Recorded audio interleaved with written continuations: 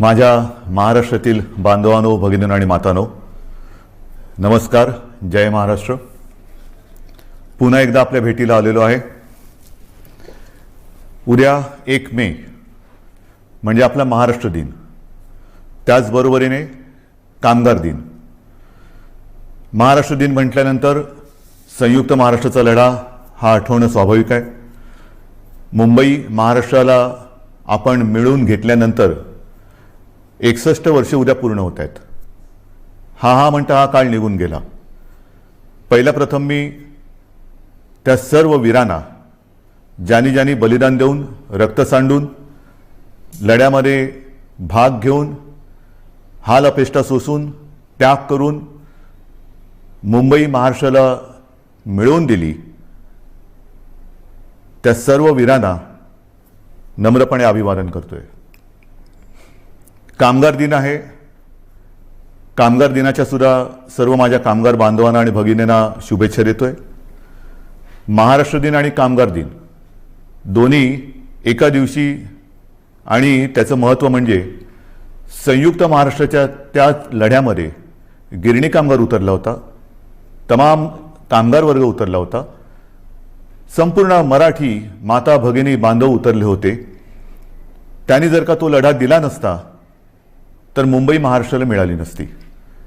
आणि म्हणून शेतकरी आणि कामगार ह्या दोघांचंही अत्यंत मोलाचं योगदान आपल्या या महाराष्ट्र दिनाच्या निमित्ताने आठवून, त्यांचं स्मरण करून त्या सर्वांना मानाचा मुजरा करणं हे आपलं कर्तव्य आहे.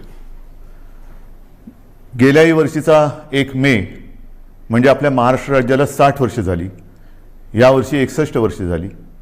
दोन्ही महाराष्ट्राचे आपले हे दिवस आपल्याला, गेल्या वर्षी तर लॉकडाऊनच होता आणि याही वर्षी तसा काही फारसा फरक नाही आहे. हे काय आपल्या मागे दुष्टचक्र लागले काय कळत नाही आहे.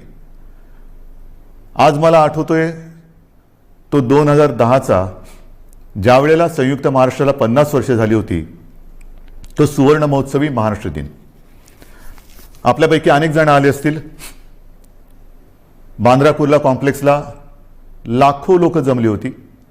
स्वतः शिवसेना प्रमुख होते, आपले बाबासाहेब पुरंदरे होते, संपूर्ण मंगेशकर कुटुंबीय होतं, आणि लता दिदींनी ती पुन्हा एकदा आठवण जागवली होती. बहु असो तो सुंदर, जे गीत त्यांनी त्यावेळेला जवाहरलालजींच्या समोर गायलं होतं, त्यांनी त्या आठवणी पुन्हा जाग्या करून दिल्या.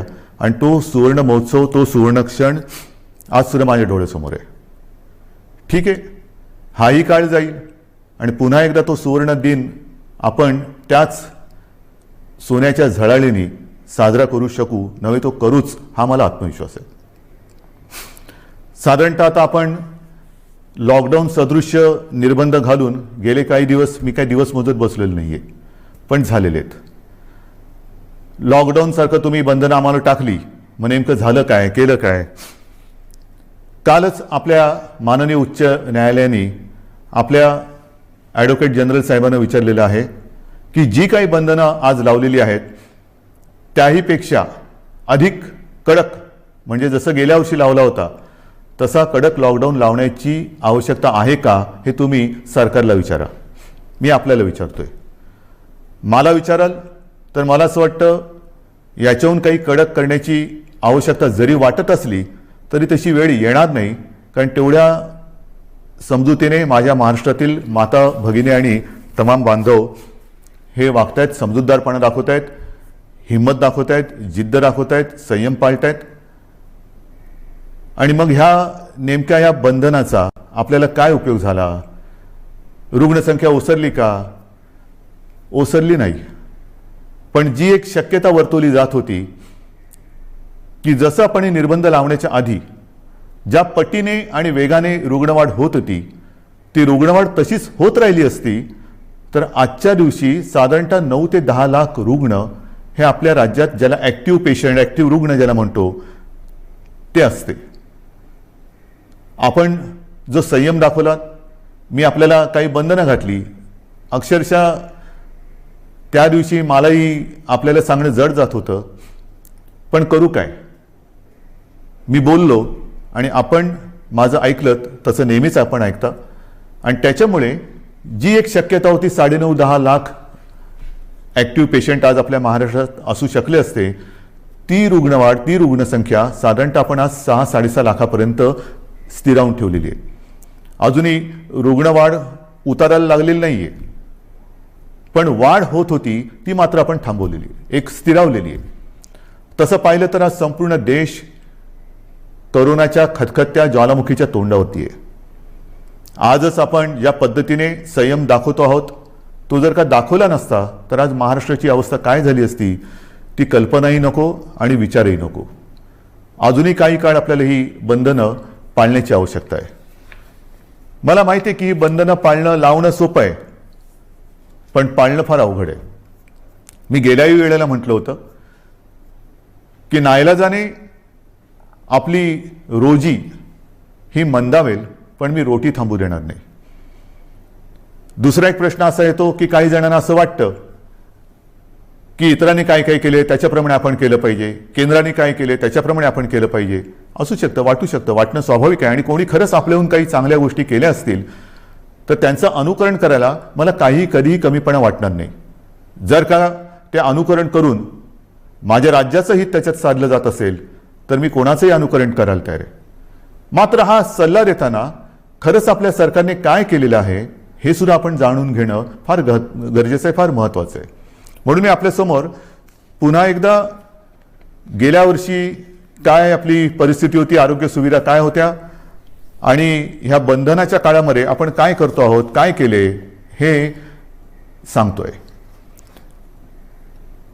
आपल्याला आठवत असेल की जेव्हा आपल्या राज्यात गेल्या वर्षी मार्चमध्ये कोविडनी शिरकाव केला, कोरोनाने शिरकाव केला, तेव्हा आपल्या राज्यामध्ये फक्त 2 लॅब होत्या, चाचणी केंद्र होती, चाचणी करण्याच्या प्रयोगशाळा होत्या. एक आपल्या कस्तुरबामध्ये आणि दुसरी पुण्याला NIV मध्ये.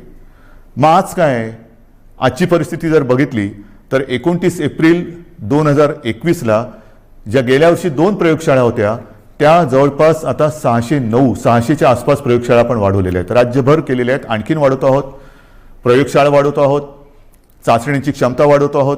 चाचण्यासुद्धा आपल्याला कल्पना आहे की साधारणतः मी गेल्या वेळेला सांगितलेलं आहे की 80-85 हजार करत होतो, त्या जवळपास आता 2-2.5 लाखाच्या आसपास आणखीन वाढवतो आहोत, 3 लाखाच्या वरती आपण नेतो आहोत. तर ह्या गोष्टी आपण करतो आहोत. म्हणजे लॉकडाऊन सारखं करून हातावर हात बांधून, म्हणजे लॉकडाऊन बाहेर केल्याने हात पण लॉक करून बसले असं नाहीये. आपण हातपाय हलवतो आहोत, आरोग्य सुविधा वाढवतो आहोत. जशी ह्या RT-PCR चाचण्यांच्या प्रयोगशाळांची मी तुम्हाला संख्या सांगितली, तशीच कोविड सेंटर्स, ही जम्बो सेंटर्स आपण उभारलेली आहेत. काही फील्ड हॉस्पिटल केली, काही ठिकाणी एक आपत्कालीन म्हणून हॉस्पिटलची उभारणी केली, काही ठिकाणी तर आपण हॉटेलमध्ये प्राथमिक स्वरूपाची हॉस्पिटल्स निर्माण केलेली. आणि अशी जर का संख्या पाहिली तर जूनमध्ये ही साधारणतः 2665 होती गेल्या जूनमध्ये. आता ही साधारणतः 5,000 म्हणजे 5,500च्या आसपास आपण केलेली आहे. 5,500 कोविड केअर सेंटर्स हे आपण राज्यात उभारलेली आहेत. म्हणजे जवळपास दुप्पट. प्रयोगशाळा जर का बघितल्या, मगाशी सांगितल्या त्या 2च्या 600 म्हणजे किमान 300 पट आपण वाढवलेले आहेत. जे आपण बेड्स म्हणतो, रुग्णशय्या, त्या जूनमध्ये किती होत्या गेल्या, त्या 3,36,000 होत्या आणि आता जवळपास 4,31,000 आहेत. आणखीन वाढवतो आपण. ऑक्सिजन, त्याच्यामध्ये ऑक्सिजनच्या किती होत्या, जूनमध्ये 42,800 साधारण होत्या, आता 86,000च्या आसपास ऑक्सिजनच्या खाटा आपण त्यांची सुविधा निर्माण केलेली आहे. ICU बेड्स किती होते, गेल्या जूनमध्ये साधारणतः 11,882 होते, आता 28,937 म्हणजे 2.5 पट वाढ केलेली आहे. व्हेंटिलेटर्स, काही जण म्हणतात की व्हेंटिलेटर्स केंद्राने एवढे दिले होते ना, आपण कुठे नाही म्हणत नाही, पण त्यातले दुरुस्त नादुरुस्त जरी पकडले तर गेल्या वर्षी जूनमध्ये 2020 जूनला साधारणतः 3,744 व्हेंटिलेटर्स आपल्याकडे होते. आता 29 एप्रिल म्हणजे कालच्या तारखेला साधारणतः 11,713 हे व्हेंटिलेटर्स आपल्या राज्यामध्ये आहेत. म्हणजे आपण ही एवढी वाढ करतो आहोत. प्रश्न काय येतो, मी मागेही आपल्याला सांगितलं की बेड्स आपण वाढवू शकतो, इतर काही गोष्टी वाढवू शकतो, पण डॉक्टर्स, नर्सेस आणि आता तर वेगळीच अडचण आली, ऑक्सिजन. ऑक्सिजन एवढ्या मोठ्या प्रमाणावरती लागायला लागलाय आणि लागतोय. काही वेळेला म्हणजे एसी मध्ये बसलो तरी परिस्थिती ऐकून घाम फुटतो. ऑक्सिजन आत्ता नाही मिळाला तर काय होणार, हा एक मोठा प्रश्न असतो. मी आपल्याला गेल्या वेळेला सांगितलं होतं की आपल्या राज्याची रोजची ऑक्सिजन निर्माण करण्याची क्षमता ही साधारणतः 1200 मेट्रिक टन आहे रोजची. आज आपण साधारणतः 1700च्या आसपास मेट्रिक टन हा रोजचा वापरतोय. केंद्राने आपल्याला 1200च्या वरचा साधारणतः 500च्या आसपास जो मेट्रिक टन लागतोय तो इतर राज्यातून आणण्याचा एक कोटा ठरवून दिलेला आहे की इतर राज्यातून तुम्ही हा ऑक्सिजन घेऊ शकता किंवा घ्या. आता त्यातली काही ऑक्सिजन जिथून आणण्याचे प्लांट आहेत ते जवळ आहेत, काही शेकडो किलोमीटरवर आहेत, काही हजारो किलोमीटरवरती आहेत, पण तरी देखील आपण बाहेरून आणणारे ऑक्सिजन, मिळणारा ऑक्सिजन आहे त्या ऑक्सिजनचेही पैसे देतो आणि ऑक्सिजनच्या वाहतुकीसाठी मग ते टँकर असतील, रेल्वे असतील, इतर कोणत्याही गोष्टी असतील त्याचे सुद्धा पैसे वेळेवर देऊन आपल्या राज्यामध्ये आपला प्रयत्न चाललेला आहे. ही फार मोठी विचित्र परिस्थिती आहे की वेळेवर ऑक्सिजन सर्वत्र पुरवणे हा आपला फार मोठा प्रयत्न चालू आहे आणि आपल्या सगळ्यांच्या सहकार्याने किंबहुना आपल्या सगळ्यांचे जे काही आशीर्वाद आहेत त्याच्यामुळे आपण ही परिस्थिती नाही म्हटलं तरी थोडी समतोल राखण्याचा, बॅलन्स करण्याचा प्रयत्न करतो आहे. मात्र रुग्णवाढ अधिक झाली तर मात्र मोठी अडचण निर्माण होण्याची शक्यता आहे. सुदैवाने रुग्णसंख्या ही स्थिरावलेली आहे. ऑक्सिजन आपण अगदी काठोकाठ किंवा कट टू कट ज्याला म्हणतो तशा पद्धतीने हा पुरवत आहोत. तशीच एक परिस्थिती ती म्हणजे अचानक आता रेमडेसिवीरची मागणी ही फार मोठ्या प्रमाणात वाढली. सगळ्यांना रेमडेसिवीर पाहिजे. रेमडेसिवीरच्या बाबतीमध्ये मागे कदाचित मी आपल्याला सांगितलं असेल नसेल, परंतु आपल्याला रोजची सरासरी 50,000 इंजेक्शनची आवश्यकता आहे. आपण आज किती मिळवत आहोत तर केंद्राने, कारण ह्याचं जे वितरण आहे तर ऑक्सिजन सारखं केंद्राने रेमडेसिवीर इंजेक्शनचं सुद्धा वितरण हे स्वतःच्या हातात घेतलेले आहे. कोणत्या राज्याला किती, कारण परिस्थिती फारच वाईट आहे. प्रत्येक राज्याला ऑक्सिजन पाहिजे, इंजेक्शन्स पाहिजे, रेमडेसिवीर पाहिजे, व्हेंटिलेटर्स पाहिजेत. तर आपल्याला साधारणतः सुरुवातीला केंद्राने दर दिवशी 26,700-800च्या आसपास ही इंजेक्शन्स मिळतील अशी व्यवस्था केली होती. आपली मागणी 50,000ची आहे. मग त्याच्यानंतर मी माननीय पंतप्रधानांना विनंती केली आणि त्यांनी ती मान्य केली. त्याच्यानंतर 43,000 दर दिवशी अशी मागणी आपली मागणी मान्य झाली. मागणी म्हणजे आपल्याला 50,000 पाहिजे, पण 43,000ची सोय करण्यात आली. आज साधारणतः 35,000च्या आसपास ही रोजची इंजेक्शन्स आपल्याला मिळत आहेत. त्याचे सुद्धा आपण पैसे देऊन ही इंजेक्शन्स घेतो आहे. मात्र ही इंजेक्शन्स पुरवत असताना एक गोष्ट मात्र मी राज्यातील तमाम जे कोविड केअर सेंटर्स आणि कोविडच्या हॉस्पिटलमध्ये काम करणारे डॉक्टर्स आहेत त्यांनाही सांगतोय आणि रुग्णांनाही सांगतोय, त्यांच्या नातेवाईकांनी सांगतोय की नीट लक्षात घ्या, WHO किंबहुना आपल्या टास्क फोर्सनी आणि केंद्राच्या डॉक्टर्सनी सुद्धा, तज्ज्ञांनी सुद्धा आपल्याला एक सावधानतेचा इशारा दिलेला आहे. तो म्हणजे रेमडेसिवीरचा अनावश्यक अनाठायी वापर करू नका. गरज नसेल तर रेमडेसिवीर वापरू नका, कारण गरज नसताना दिलं आणि जरुरीपेक्षा जास्त दिलं तर औषधाचे दुष्परिणाम सुद्धा होण्याची शक्यता नाकारता येत नाही. आणि म्हणून मी सर्वांना सांगतोय की रेमडेसिवीर द्यायचं की नाही हा जो काही निर्णय आहे तो आपल्यावरती उपचार करणाऱ्या डॉक्टरांना घेऊ द्या. याचा अर्थ असा नाही की आपल्याकडे रेमडेसिवीरचा तुटवडा आहे, अजिबात नाही. तो तर आपण आणतो आहोत. जसजसा साठा आपल्याला पुरवठा वाढतोय तसतसं आपण ते वितरण करतोय. पण अनावश्यक रेमडेसिवीरचा वापर हा आपण करू नये अशी माझी सर्वांना एक नम्र विनंती आहे. या सगळ्या गोष्टी सांगत असताना ऑक्सिजन हा एक विषय आहेच. ऑक्सिजनबद्दल मी आपल्याला सांगितलं की ऑक्सिजन हा आपल्याला किती लागतो, किती मिळतोय. मग तुम्ही विचाराल की हे असं किती दिवस चालणार, आणखीन किती दिवस आपण बाहेरून ऑक्सिजन आणणार. मी कालच आपण वृत्तपत्रात वाचलं असेल की कालच मी आपल्या राज्यातील सर्व जिल्हाधिकारी आणि विभागीय आयुक्तांची बैठक घेतली आणि त्या बैठकीमध्ये मी त्यांना स्पष्ट सूचना दिलेल्या आहेत की गेल्या काही दिवसांमध्ये आपण संपूर्ण राज्यात, जिल्ह्यांमध्ये, तालुक्यामध्ये जी काही हॉस्पिटल्स आहेत त्या हॉस्पिटल्समध्ये ऑक्सिजन निर्माण करणारे किंबहुना ऑक्सिजन पुरवणाऱ्या प्लांटची व्यवस्था करा. त्याप्रमाणे आपण टेंडर सुद्धा काढलेली आहेत, खरेदी सुरू झालेली आहे. एक गोष्ट लक्षात घ्यायला पाहिजे की एखादी गोष्ट प्लांट उभा करायचा असेल तर तो प्लांट त्याच्या उभारणीसाठी नाही म्हटलं तर एक 15-20 दिवस हे लागतात आणि तो कार्यान्वित करण्यासाठी एक साधारणतः 20-25 दिवस काळ हा लागू शकतो. म्हणजेच काय की काही ठिकाणी आपण काम सुरू केलेलं आहे, येत्या काही दिवसामध्ये हे सगळे प्लांट्स आपले सुरू होतील आणि त्याच्यानंतर मात्र मला खात्री आहे एकतर वेळ तशी येणार नाही, पण कोविडची जर का तिसरी लाट जरी आली तरी ऑक्सिजन आपल्याला कुठेही कमी पडू द्यायचा नाही. ही एक आपण तयारी केलेली आहे, त्याचं फळ हे त्यावेळेला नक्की मिळेल, पण ती वेळ येऊ नये ही माझी एक प्रार्थना आहे. आपल्याला सर्वांना माहिती आहे की याच्यामध्ये काय काय करावं लागतं. आता ताबडतोबीने काय करायचं, तर काही ठिकाणी आपण हाही एक प्रयत्न केलेला आहे आणि करतो आहोत की लिक्विड ऑक्सिजन हा त्याची ने-आण करता येऊ शकते, पण गॅस ऑक्सिजन त्याची ने-आण करता येणं हे शक्य नसतं. मग काय करायचं, तर जिथे जिथे हा गॅस ऑक्सिजन उपलब्ध आहे तो वाहून नेता येणं शक्य नसल्याने आपण त्याच्या बाजूला कोविड केअर सेंटर टाकतो आहोत. म्हणजे ऑक्सिजन जर का रुग्णापर्यंत नेऊ शकत नसू तर रुग्ण हे त्याच्या बाजूला आणतो आहोत आपण. हाही एक प्रयत्न करतोय आणि अशा प्रयत्नामध्ये आपण महाजनकोच्या खापरखेडा आहे, अकोला आणि परळी येथील केंद्रानजीकच्या केंद्रानजीक आपण मोठ्या प्रमाणावरती जम्बो कोविड सेंटर टाकतो आहे. अगदी नागोठण्याला करतोय रिलायन्सच्या प्रकल्पाच्या बाजूला. त्याच्यानंतर पेणमध्ये आपण JSW कंपनीच्या रुग्णालयात तिथे सुद्धा आपण हे जम्बो केअर सेंटर करतो आहोत. म्हणजे कोणताही प्रयत्न आपण सोडत नाही. लॉयड स्टीलच्या वर्धा परिसरामध्ये 1000 बेडची आपण सुविधा निर्माण करतो आहोत, कुठेही आपण सोडत नाही आहोत. त्याचबरोबर ऑक्सिजन कॉन्सन्ट्रेटर मोठ्या प्रमाणात आपण प्राप्त करण्याचा प्रयत्न करतो, सुरुवातही झालेली आहे.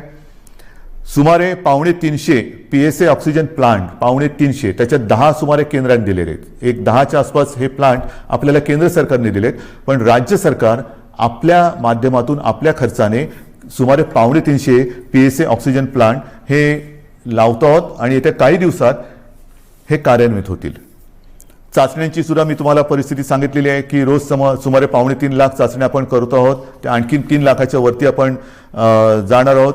याच्यामध्ये सुद्धा सुमारे 60%च्या आसपास 60 ते 70% या RT-PCR आहेत आणि उरलेल्या ह्या रॅपिड अँटीजेन टेस्ट आहेत. म्हणजे आपण सर्वतोपरी प्रयत्न करतो. पण होतंय काय की काही वेळेला ह्या सगळ्या गोष्टी करत असताना गेलं वर्ष हे एवढं ताणतणावाचं गेलेलं आहे आणि तो ताणतणाव कमी होण्याच्या ऐवजी आणखीन वाढलेला आहे. म्हणजे गेलं वर्षभर आपली संपूर्ण आरोग्य यंत्रणा, मग ती आपली डॉक्टर्स वगैरे सगळी मंडळी आली आणि यंत्रसामुग्री सुद्धा ही एक क्षण सुद्धा उसंत न घेता ही चालते. मग ते ऑक्सिजन प्लांट चालू आहेत, AC चालू आहेत, व्हेंटिलेटर्स चालू आहेत, सगळ्याच काही गोष्टी चालू आहेत आणि ह्या सगळ्या गोष्टी त्यासुद्धा ताण किती सहन करणार. मग आपण पाहिलं असाल की गेल्या काही दिवसामध्ये काही ठिकाणी दुर्घटना घडत आहेत. नाशिकला ऑक्सिजन प्लांटमध्ये लिकेज झालं, त्याच्यानंतर विरारच्या इकडे AC ब्लास्ट झाला, तिकडे ऑक्सिजन होता, त्यांनी एवढा भडका घेतला की हालचाल करायला वेळ मिळाली नाही. अशा काही दुर्घटना ह्या घडताना दिसत आहेत. आणि मग पंचायत अशी होते की स्वतःच्या जीवाचा विचार न करता जीवावर उदार होऊन जे सगळे आपले कर्मचारी आहेत, डॉक्टर्स, नर्सेस, वॉर्ड बॉयज सगळे हे हताश होऊन जातात. म्हणजे मी नाशिकची दुर्घटना झाल्यानंतर दुसऱ्या दिवशी तिथल्या सर्व कर्मचाऱ्यांशी झूम कॉन्फरन्स केली. अक्षरशः तुम्हाला सांगतो काही जण माझ्याशी बोलताना रडायला लागले होते की आम्हाला बघवत नव्हतं ते दृश्य की समोर ज्यांच्यासाठी आम्ही पूर्ण आटोकाट प्रयत्न करून जीव वाचवण्याचा प्रयत्न करतो ते रुग्ण ऑक्सिजनची गळती झाल्यामुळे तळमळताना आम्हाला पाहवत नव्हतं.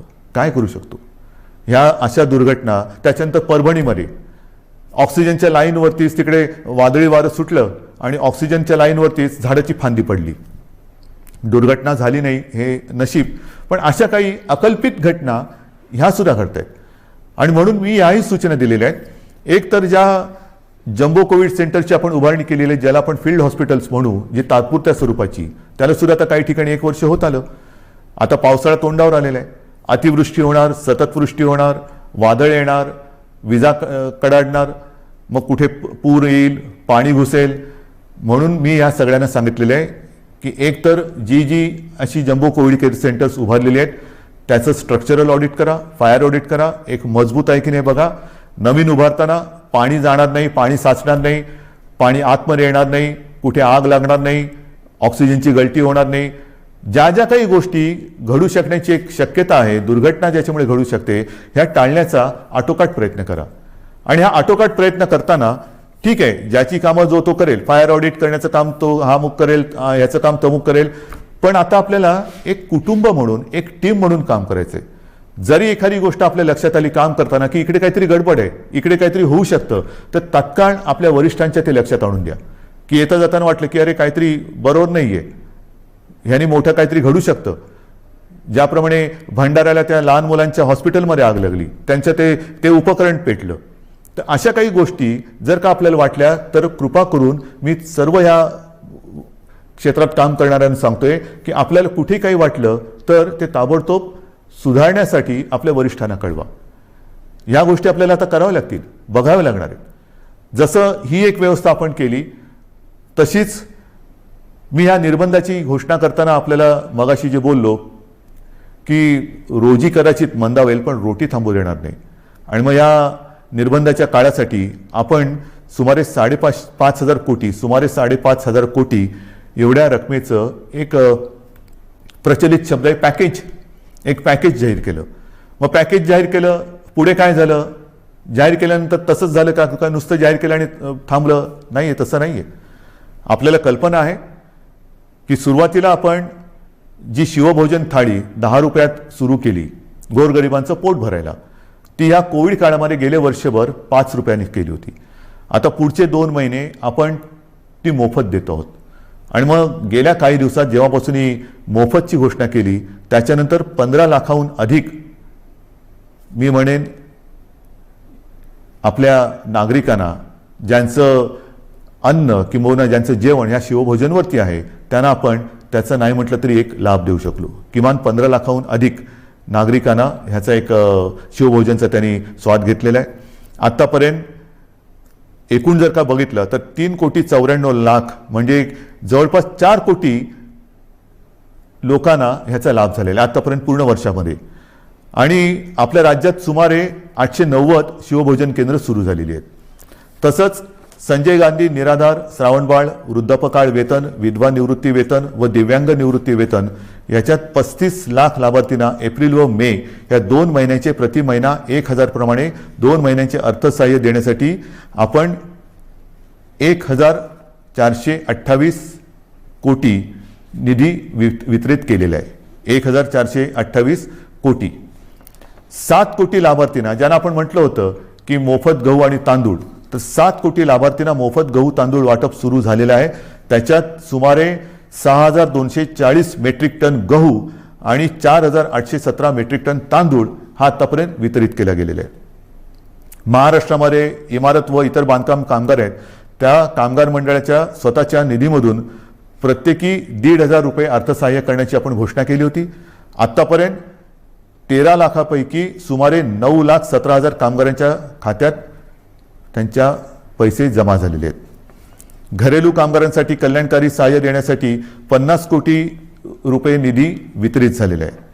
नगर विकास विभागाकडून फेरीवाल्यांसाठी सुद्धा जी एक आपण योजना जाहीर केलेली आहे, 1,500 रुपये जी फेरीवाल्यांना आपण आर्थिक मदत करतोय नोंदणीकृत, त्याची सुद्धा कार्यवाही सुरू झालेली आहे.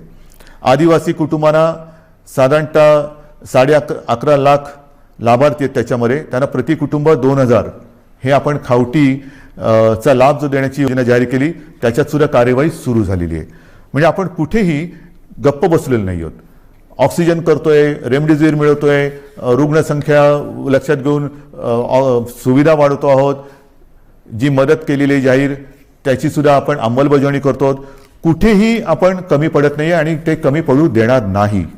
त्याचप्रमाणे जो जगाचा अनुभव आहे त्या जगाच्या अनुभवापासून आपण वेगळा अनुभव घेऊ शकणार नाही याची आपल्याला सर्वांना कल्पना आहे. म्हणजे काय की संपूर्ण जगात लाटांमागून लाटा येत आहेत. पहिली लाट झाली, दुसरी लाट झाली, तिसरी लाट, चौथी लाट. किती लाटा येणार, आपल्यावरती किती प्रयत्न आपण कसोशीने करतोय त्याच्यावरती ते अवलंबून राहणार आहे. पहिली लाट येऊन गेली, दुसरी लाट ही आत्ता आपण अनुभवतो आहोत. ब्रिटननी दुसरी लाट अनुभवलेली आहे, आता तिकडे थोडी शांतता आलेली आहे, पण तिसरी लाट येणारच नाही असं कोणी खात्रीपूर्वक सांगू शकत नाही. किंबहुना आता तज्ज्ञ म्हणायला लागलेले आहेत की तिसरी लाट ही सुद्धा येणार आहे. मग आत्तापासून आपण तिसऱ्या लाटेच्याही संकटाला तोंड देण्याची तयारी ही सुरू केलेली आहे.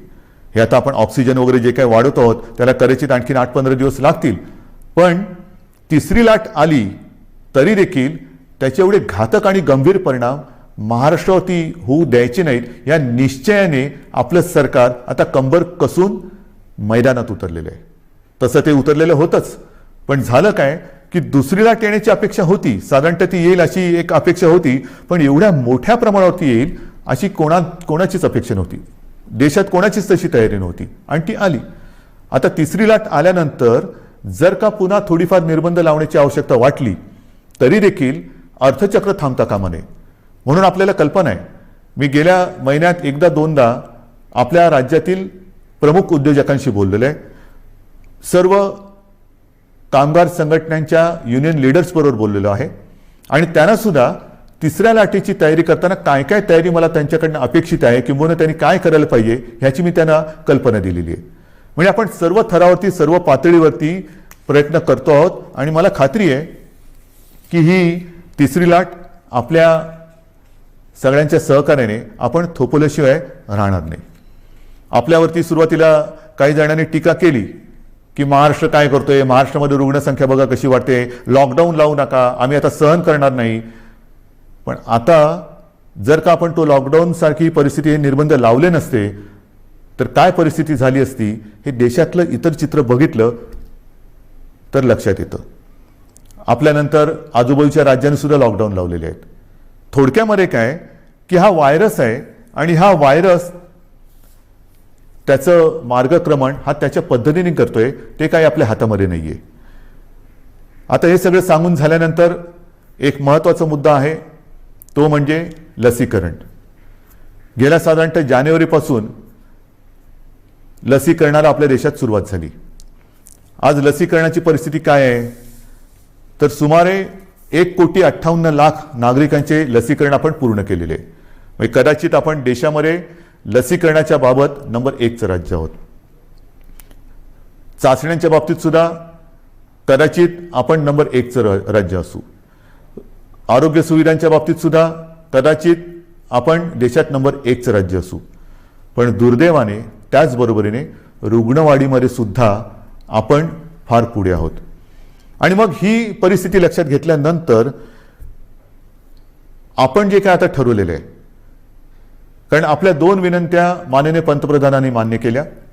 एक म्हणजे सुरुवातीला मी विनंती केली होती की 45 वयापर्यंत, म्हणजे वयाच्या नंतर वरून सुरू केली ज्येष्ठ नागरिक म्हणून, तर आधी ज्येष्ठ नागरिक म्हणजे 60, 55, 50, तर मी म्हटलं तर 45 आणि अधिक, मग ही जी काय वयोमर्यादा आहे ती 45 पर्यंत तुम्ही खाली आणा, तशी त्यांनी ती आणली. त्याच्यानंतर मी विनंती केली होती की 25च्या वरील सर्वांना लस देण्याची आम्हाला अनुमती द्या. ती तर त्यांनी 18 पासून सुरू केली. त्याच्याबद्दल मी माननीय पंतप्रधानांचे धन्यवाद मानलेलेच आहे, त्यांना त्यांचे आभार मानलेले आहेत, धन्यवाद दिलेले आहेत. आता 1 मे पासून 18 ते 44 या वयोगटातील नागरिकांची लसीकरणाची जबाबदारी केंद्र सरकारने आपल्यावर टाकलेली आहे आणि आपण ती समर्थपणाने पेललेली आहे. 18 ते 44 या वयोगटात सुमारे 6 कोटी नागरिक हे आपल्या राज्यामध्ये आहेत. सुमारे 6 कोटी, म्हणजे 6 कोटी, आणि जर का त्यांना त्यांना 2 डोस द्यावे लागतात, म्हणजे 6 कोटी अधिक 6 कोटी 12 कोटी डोसेस हे आपल्याला लागणार आहेत. 12 कोटी डोसेस कसे आणणार, पैसे कुठून आणणार? आर्थिक चणचण आहे. आर्थिक चणचण आहे, जरूर आहे, पण आपल्याला शेवटी जीव महत्वाचा आहे. माझा प्रत्येक नागरिक, त्याचा जीव मुख्यमंत्री म्हणून मला आणि आपल्या महाविकास आघाडीच्या सरकारला महत्वाचा आहे. आणि मग हे एकदा ठरवल्यानंतर 12 कोटी डोसेस जी काय किंमत असेल ती किंमत एक रकमी एका चेकने देऊन आपण ही संपूर्ण लस घेण्याची तयारी आणि आपली क्षमता ही ठेवलेली आहे. जर आज आपल्याला 12 कोटी डोसेस मिळत असतील तर त्याची सर्व किंमत, त्याची जे काय पैसे असतील ते एक रकमी एका चेकने देऊन हे आपण घेण्याची तयारी ठेवलेली आहे. ती एवढ्यासाठी की कोणत्याही परिस्थितीत आपल्याला या संकटातून बाहेर पडायचं आहे. ही आपली ताकद आहे, ही आपली क्षमता आहे आणि ही ताकद ही तुमच्याच आशीर्वादाची ताकद आहे. ही काय आम्ही इकडून तिकडून नाही आणलेली. पण होतंय असं की ज्याप्रमाणे रेमडेसिवीर आहे, ऑक्सिजन आहे, त्याचप्रमाणे या लसीचा सुद्धा एक पुरवठा त्याला मर्यादा आहे. ज्या लस उत्पादकांशी आम्ही बोलतो आहोत, आज तरी आपल्या देशामध्ये 2च लस उत्पादक आहेत. एक सिरम पुण्याला आहे आणि भारत बायोटेक आहे. या दोघांची आपण बोलतोय. तिसरी स्पुटनिक ही येणार म्हणतात, त्यांच्याशी आपण बोलतोय. ज्या ज्या कंपन्या ज्यांना परवानगी मिळेल त्या सर्वांशी आपण बोलणार आहोत किंवा बोलतो आहोत. पण तूर्त तरी आज ह्या 2 कंपन्या ज्या प्रमुख आहेत त्या दोघांची उत्पादन क्षमता लक्षात घेतली तर आपल्याला हा जो काय साठा आहे, हा जो काय पुरवठा आहे तो परत केंद्राने ठरवून दिलेला आहे. आणि कालच पत्र आले की या मे महिन्यामध्ये आपल्याला सुमारे 18 लाख आणि काहीतरी लसचे डोस हे मिळणार आहेत. हे 18 ते 44.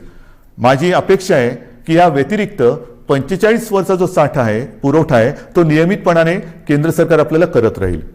पण 18 ते 44 काही जणांचा असा गैरसमज कदाचित झाला असेल की केंद्र सरकार 18 ते 44 वयोगटातील नागरिकांचं सुद्धा लसीकरण मोफत करत आहे. मला असं वाटतं की त्यांनी थोडी माहिती घेण्याची गरज आहे. केंद्राने स्पष्ट निर्देश तसे दिलेले आहेत की जी काही लस उत्पादित होते त्याच्यामध्ये 50% हे केंद्र सरकार घेणार आहे आणि उरलेल्या 50%मध्ये इतर सर्व राज्य, त्याच्यामध्ये काही उद्योग समूह आणि खाजगी हॉस्पिटल्स यांच्यासाठी हा 50% साठा किंवा जो काही कोटा आहे तो त्यांनी विभागून दिलेला आहे. मग आपली तयारी तर 12 कोटी डोस घ्यायची आहे. आपल्याला मिळत आहेत किती? या महिन्यात 18 लाख. आज आपल्याकडे 3 लाख आलेले आहेत. 3 लाख आज आलेले आहेत. 18 लाख ह्या महिन्यात मिळतील सांगितलेले आहे. तारीख अजून मिळालेली नाहीये. पण आता आपल्याला थांबता नाही येणार, अजिबात थांबून चालणार नाही. कारण या संकटातून बाहेर पडायचं असेल तर ज्याप्रमाणे ब्रिटनने केलं, त्यांनी त्यांच्या लोकसंख्येतला एक मोठा टक्का हा लसीचा पहिला डोस देऊन सुरक्षित केलेला आहे. आपल्याला सुद्धा त्याचप्रमाणे जावं लागेल. लस जशी मिळेल, जशी उपलब्ध होईल तशी ती घेऊन आपल्याला आपल्या नागरिकांना ती दिलीच पाहिजे आणि ते आपलं सरकार दिल्याशिवाय राहणार नाही. आणि म्हणून मी आपल्याला एक विनंती करायला आज मुद्दामून आपल्यासमोर आलेलं आहे. उद्यापासून आपण 18 ते 44 या वयोगटातील नागरिकांचं लसीकरण हे जसजसं आपल्याला लसीचा पुरवठा मिळतोय तसतसं सुरू करतो आहे. 18 म्हटल्यानंतर युवा आलाच आणि युवा आला म्हटल्यानंतर उत्साह आलाच.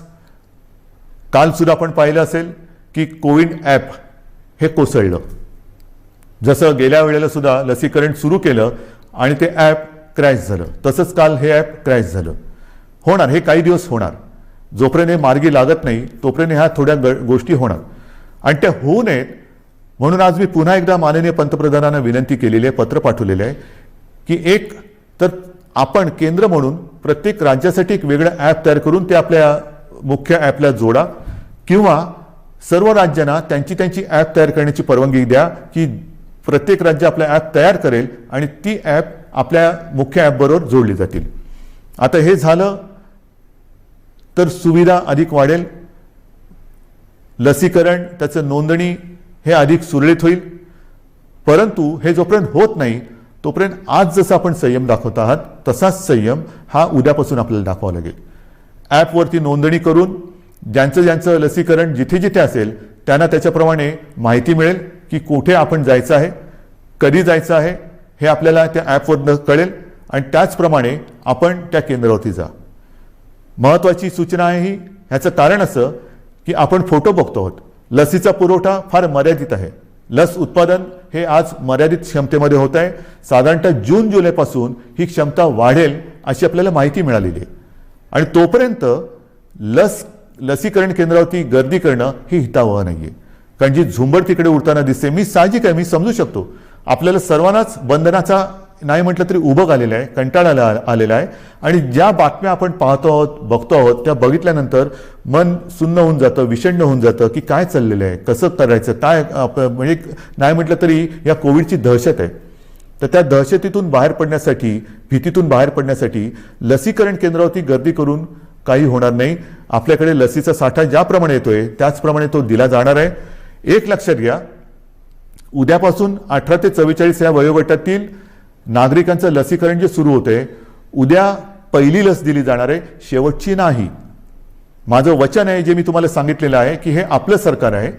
18 ते 44 वयोगटातील नागरिकांची जबाबदारी जी लसीकरणाची केंद्राने राज्यावरती दिलेली आहे ती पूर्णपणे पेलायला आपलं सरकार समर्थ आहे. त्याची तयारी ही आपण पूर्ण केलेली आहे.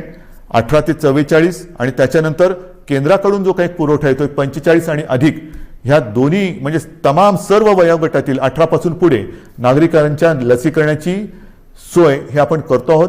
सुरुवातीला थोडीशी एक ती शिस्त येईपर्यंत आपल्याला वाटेल की गोंधळ उडतोय, पण तो गोंधळ उडू नये म्हणून कुठेही गर्दी करू नका. काही ठिकाणी मला तर आता अशी भीती वाटायला लागलेली आहे की ही लसीकरण केंद्र सुद्धा लसीकरण केंद्राच्या ऐवजी कोविड प्रसारक मंडळ होतात की काय, तर तसं कृपा करून करू नका. कारण आपण इतरांना सर्वांना शिस्त लावतोय की हे बाजारपेठामध्ये शिस्त पाहिजे, इकडे शिस्त पाहिजे, तिकडे शिस्त पाहिजे, आणि मग जिथे लसीकरण करतोय तिकडेच जर का शिस्त नसेल तर सगळं मुसळ केरामध्ये जाईल. म्हणून मी हात जोडून आपल्याला नम्र विनंती करतोय की उद्यापासून जसजशी आपल्याला ही लस उपलब्ध होत जाईल तसतशी आपण ही संख्या वाढवत जाणार आहोत. तूर्त आज आपल्याकडे 3 लाख लसी आलेल्या आहेत 18 ते 44 वयोगटातील नागरिकांसाठी. त्याचं वितरण हे साधारणतः रुग्णसंख्या आणि लोकसंख्येच्या प्रमाणात केलं गेलेलं आहे. 3 लाख लसी हे फार म्हटलं तर त्रुटकच आहे, कारण काल परवाकडेच आपण 5 लाख डोस एका दिवसात दिलेले आहेत. 5 लाख डोस एका दिवसात. आपली क्षमता ही आपण 10 लाखापर्यंत पण नेऊ शकू. जर का आपल्याला 1.5-2 कोटी किंबहुना त्याहून अधिक डोस जर का मिळत गेले महिन्याचे, तर आपण दिवस रात्र मेहनत करू आणि लवकरात लवकर महाराष्ट्र या संकटातून बाहेर काढू. ही झाली आपली क्षमता, पण मर्यादा ही येणाऱ्या पुरवठ्यावरती अवलंबून आहे. आणि म्हणून मला असं वाटतं कुठेही गोंधळ गडबड करू नका, घाई करू नका. आपल्याला सर्वांना म्हणजे 18 पासून सर्व या सगळ्यांचं लसीकरण हे सरकार करणार आहे. पुन्हा एकदा सांगतो, कोणाचाही गैरसमज होण्याची आवश्यकता नाही. 18 ते 44 वयोगटातील सुमारे 6 कोटी नागरिकांच्या लसीकरणासाठी जे 12 कोटी डोस आपल्याला आवश्यक आहेत ते एक रकमी चेकने खरेदी करण्याची तयारी आपल्या सरकारची आहे. मी आपल्या माध्यमातून आपल्या साक्षीने आपल्याकरता केंद्राला पुन्हा एकदा विनंती करतो आहे की आमची तयारी पूर्ण आहे. कृपा करून आपण ह्यामध्ये लक्ष घालून आम्हाला लवकरात लवकर जास्तीत जास्त लसचा पुरवठा उपलब्ध करून दिलात, लसचा साठा उपलब्ध करून दिलात, तर महाराष्ट्र हे नेहमी चांगल्या बाबतीमध्ये नंबर 1 वर राहिलेलं आहे. लसीकरणामध्ये सुद्धा आज सुद्धा नंबर 1 वर आहे. लवकरात लवकर आम्ही ह्या कोविडच्या संकटावरती मात करून दाखवल्याशिवाय राहणार नाही, हा आत्मविश्वास मला आहे. आणि म्हणून बांधवांनो, भगिनींनो आणि मातांनो, जे सहकार्य आजपर्यंत आपण मला केलं, ज्या माझ्या शब्दावरती आपण विश्वास ठेवला, मध्ये आपल्याला काही जणांनी भडकवण्याचा प्रयत्न केला, मला त्याच्याबद्दल काही म्हणायचं नाही आहे. कारण ह्या आपल्या संवादामध्ये मी कधीही कुठेही राजकारण आणणार नाही. राजकारण मी जाहीर सभेमध्ये जरूर करेन. जे कोणी गैरसमज पसरवत असतील त्यांच्यासाठी मी जाहीर सभा जरूर घेईन, पण जाहीर सभा घेण्याची आज वेळ नाही आहे. कुठेही सभा समारंभ हे आपल्याला करता कामा नये. जशा जाहीर सभा करता कामा नये, तशीच आणखीन एक गोष्ट की येत्या महिन्यामध्ये लग्न समारंभ त्याचे मुहूर्त खूप आहेत. बघा ना, पंचांग काढून बघा, तुमच्या मनात पण असेल की आता होणार कसं, तर त्याही बाबतीमध्ये आपल्याला नाईलाज म्हणून 25 जणांची मर्यादा टाकलेली आहे. आता काही जणांनी म्हटलं 2 तासात कसं होणार, आता करू काय.